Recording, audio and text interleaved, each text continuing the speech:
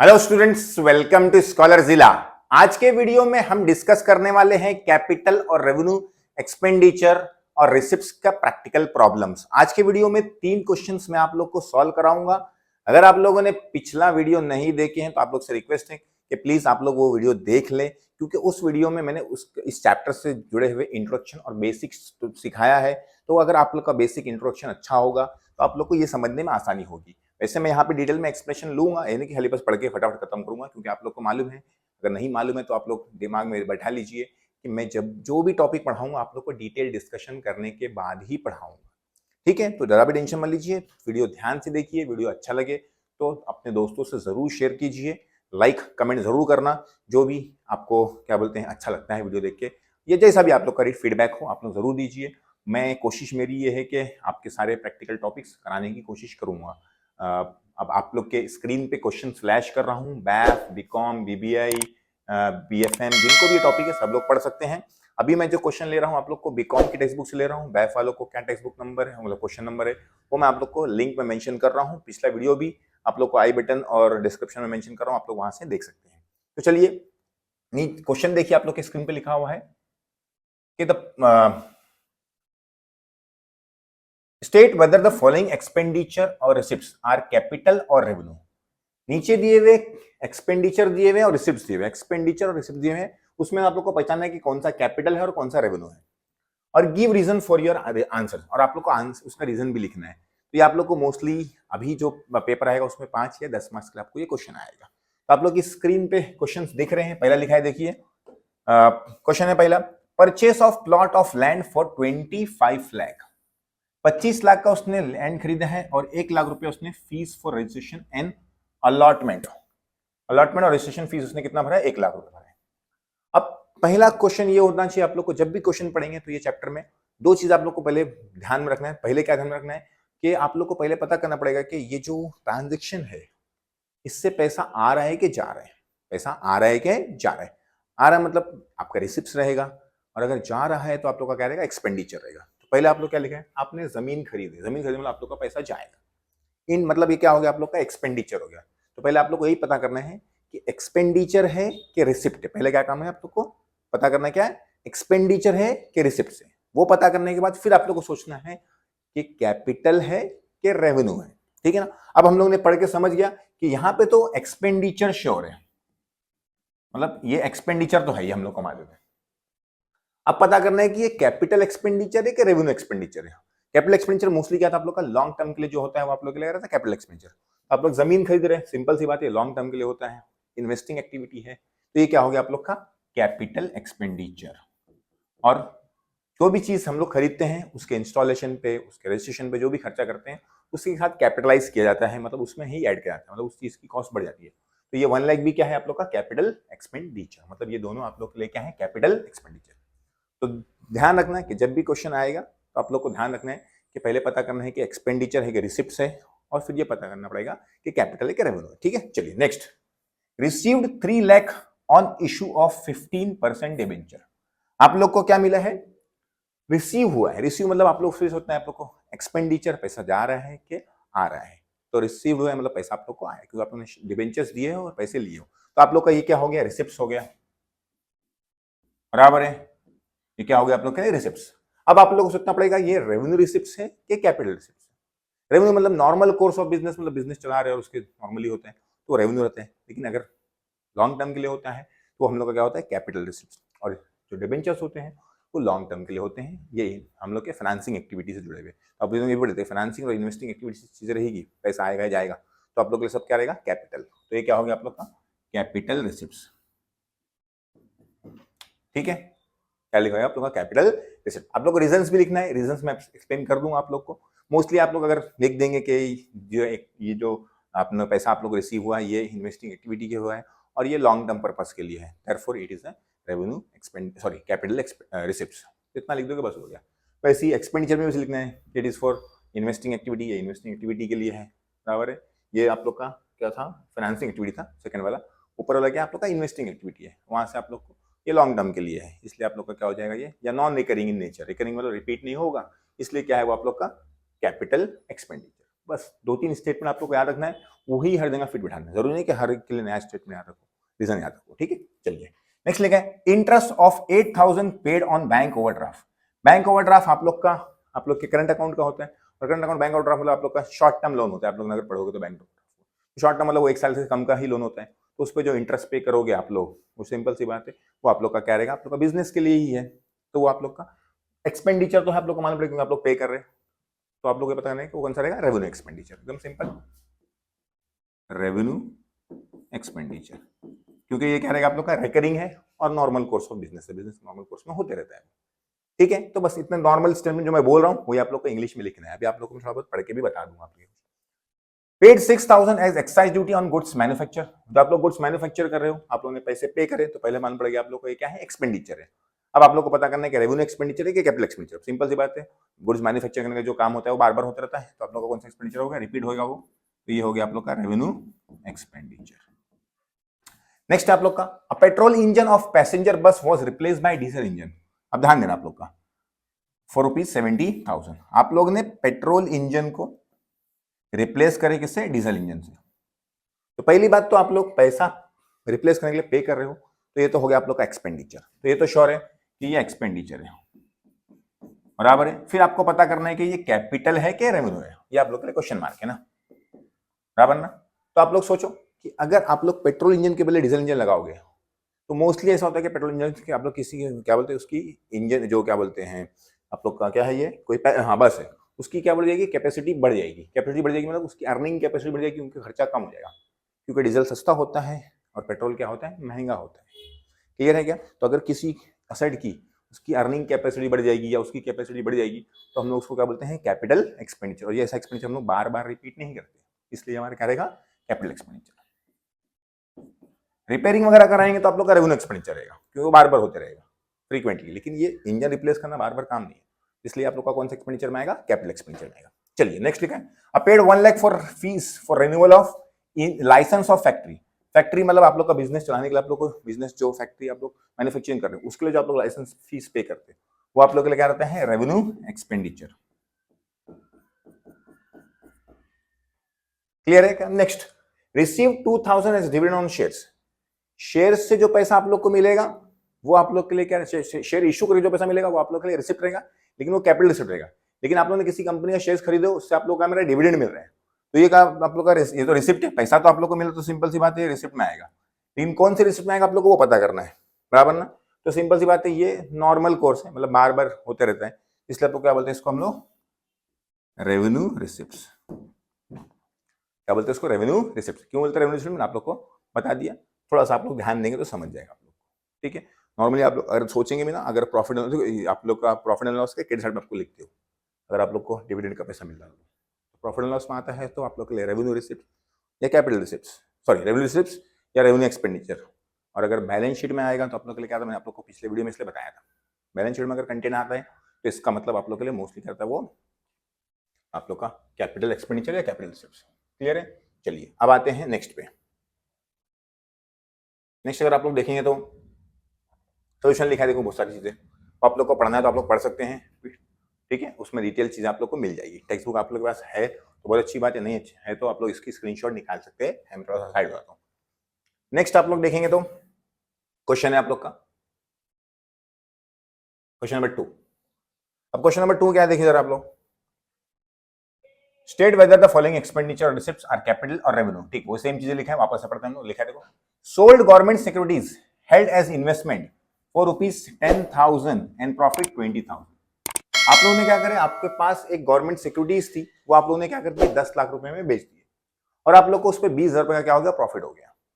तो अगर आप लोग ने सॉल्व किए होंगे फाइनल अकाउंट, पता होगा तो ठीक है, नहीं पता हो तो भी मैं बता देता हूं कि अगर आप लोग कोई इन्वेस्टमेंट आप लोग इन्वेस्टमेंट लॉन्ग टर्म के लिए होता है, तो उसको बेच रहे तो उससे पैसा आएगा, तो मतलब क्या हो गया हमारे लिए, ये तो पहली बात तो ये हमारे लिए क्या हो गया, रिसिप्ट हो गया, बराबर है। अब कौन सा रिसिप्ट हम लोग को सोचना पड़ेगा, सिंपल सी बात है, ये आप लोग का इन्वेस्टमेंट बेच के आया है, तो इन्वेस्टमेंट बैलेंस शीट में से माइनस होता है, मतलब ये कौन सा हो गया आप लोग का, बार बार ये नॉर्मल एक्टिविटी नहीं है, बार बार नहीं करते आप लोग, ये लॉन्ग टर्म के लिए होते हैं, मतलब रिपीट एक्टिविटी बार बार नहीं होती है, नॉन रिकरिंग इन नेचर होता है, ये बार बार आप लोग कंटिन्यू नहीं करते, बराबर ना। तो ये क्या हो गया आप लोग का कैपिटल रिसिप्ट, लेकिन साथ में लिखा है कि प्रॉफिट हुआ आप लोग को कितने का, 20,000 का, तो वो आप लोग के लिए भी वो भी रिसिप्ट है, क्योंकि आप लोग का पैसा प्रॉफिट हुआ है। लेकिन ये जो आप लोग का प्रॉफिट होता था, अगर आप लोग देखेंगे तो ये जो 20,000 आप लोग कहाँ मेंशन करते थे, आप लोग के लिए प्रॉफिट एंड लॉस के कैड में, कि आप लोग के लिए इनकम है ये, तो ये आप लोग का हो जाएगा रेवेन्यू रिसिप्ट, ठीक है ना, क्योंकि अगर कंटेंट आप लोग का प्रॉफिट एंड लॉस में आता है तो आप लोग का रेवेन्यू एक्सपेंडिचर या रिसिप्ट होता है। अभी तो रिसिप्ट है, रिसिप्ट, और बैलेंस शीट में आएगा तो आप लोग के लिए क्या रहता है, वो कैपिटल एक्सपेंडिचर या तो कैपिटल रिसिप्ट्स। तो चलिए ये हो गया पहला। नेक्स्ट लिखा है paid 1,20,000 as custom duty on machinery purchase from Germany. आपने परचेस की है, मतलब आपने पे की है, तो मतलब ये आप लोग का क्या रहेगा, एक्सपेंडिचर। अब जो आप लोग क्या बोलते हैं मशीनरी परचेस कर रहे हैं, वो लॉन्ग टर्म के लिए होता है, और उसके ऊपर जो भी खर्चा आप लोग करेंगे वो सब आप लोग का क्या होता है, कैपिटल एक्सपेंडिचर, क्योंकि लॉन्ग टर्म मतलब नॉन रिकरिंग होगी, लॉन्ग टर्म रहेगा, नॉन रिकरिंग है तो मतलब आप लोग के लिए क्या होता है, सिंपल सी बात है, कैपिटल एक्सपेंडिचर या कैपिटल रिसिप्ट। ये एक्सपेंडिचर तो एक्सपेंडिचर में आ गया। नेक्स्ट आप लोग के लिए paid 20,000 towards factory rent, rent पे कर रहे हैं, तो ये तो एक्सपेंडिचर है आप लोग का, क्योंकि पे हो रहा है आप लोग का, और सिंपल सी बात है नॉर्मल कोर्स ऑफ बिजनेस है, मतलब बिजनेस चलाने के लिए ही होता है ये तो, और रेगुलर है, रिकरिंग होता है, तो ये आप लोग का क्या हो जाएगा, रेवेन्यू एक्सपेंडिचर। क्लियर है क्या? कुछ डाउट्स होंगे, कुछ प्रॉब्लम्स है तो आप लोग मुझे कमेंट करके पूछ सकते हैं, इंस्टाग्राम, टेलीग्राम, जो भी मीडियम आप लोग को मैं डिस्क्रिप्शन में मेंशन करूंगा, आप लोग वहां से बिंदास पूछ सकते हैं, कोई प्रॉब्लम नहीं है। आप लोग के सारे डाउट सॉल्व करने की कोशिश होगी, टेंशन मत लीजिए आप लोग जरा भी। नेक्स्ट लिखा है paid subscription charges of 6,000 for trade journals, तो ये भी क्या है आप लोग का एक्सपेंडिचर, आप लोग ने पैसा पे कर रहे हो, और ये ट्रेड जर्नल मतलब मैगजीन वगैरह होती है, जर्नल्स वगैरह होती है, तो उसमें आप लोग पैसा पे करते हैं, तो ये आप लोग की नॉर्मल है, आप लोग को पे ही करते रहना है हमेशा, मतलब ये नॉर्मल कोर्स ऑफ बिजनेस है, रिकरिंग होगा, तो ये रेवेन्यू एक्सपेंडिचर। क्लियर है? नेक्स्ट लिखा है paid 1 lakh for obtaining business licence. मैं आप लोगों को देखो स्टेटमेंट बोल रहा हूँ, आप लोग स्टेटमेंट आप लोग को वही रीजन लिखना है, क्या लिखना है मैं बोल रहा हूँ ज्यादातर, कि ये नॉर्मल कोर्स ऑफ बिजनेस है और रिकरिंग इन नेचर है, या ये इन्वेस्टिंग एक्टिविटी है, या ये फाइनेंसिंग एक्टिविटी है, और ये नॉन रिकरिंग है, रिकरिंग है लॉन्ग टर्म के लिए, ऐसे सेम वर्ड आप लोग को याद रखना है, और बार बार नॉर्मली वो फिर वही चीजें ज्यादातर क्या करना है आप लोग को यूज करना है। आगे आते हैं paid 1 lakh for obtaining business licence, तो बिजनेस करने के लिए लाइसेंस एक ही बार लगता है, फैक्ट्री चलाने के लाइसेंस बार बार लगे, आप लोग को बार बार रिपीट करना पड़ता है उसको, मतलब रिन्यू करना पड़ता है, लेकिन बिजनेस का लाइसेंस एक ही बार लगता है, तो वो आप लोग के लिए नॉर्मली पे कर रहे हैं आप लोग पैसा, तो एक्सपेंडिचर रहेगा, और वो कौन सा एक्सपेंडिचर रहेगा, कैपिटल एक्सपेंडिचर रहेगा, क्योंकि वो लॉन्ग टर्म के लिए होता है। क्लियर? चलिए आगे लिखें loss of 10,000 was incurred on goods destroyed by fire, तो आप लोग को लॉस हो गया है, तो इसका मतलब ये आप लोग के लिए क्या रहेगा, एक्सपेंडिचर रहेगा, और ये बिजनेस के गुड्स के लॉस हुए, तो सिंपल सी बात आप लोग का कौन सा एक्सपेंडिचर रहेगा, ये रेवेन्यू एक्सपेंडिचर। ये नॉर्मल कोर्स ऑफ बिजनेस है, और बिजनेस में ही मतलब आप लोग के प्रॉफिट एंड लॉस में इसकी एंट्री आती है, ये आप लोग इसके ट्रेडिंग में लिखते थे उसको, बराबर ना। अब ये सवाल उठता है सर आपकी टेक्स्ट बुक में ना, यहाँ पे इसके बदले रेवेन्यू एक्सपेंडिचर के बदले क्या लिखा है उन्होंने, लॉस लिखा है। अब बहुत सारे स्टूडेंट्स कंफ्यूज होते हैं कि सर एक्सपेंडिचर क्या होता है, लॉस क्या होता है, तो एक छोटी सी आप लोग को बात बता दूंगा, तो आप लोग को दिमाग बढ़ जाएगी।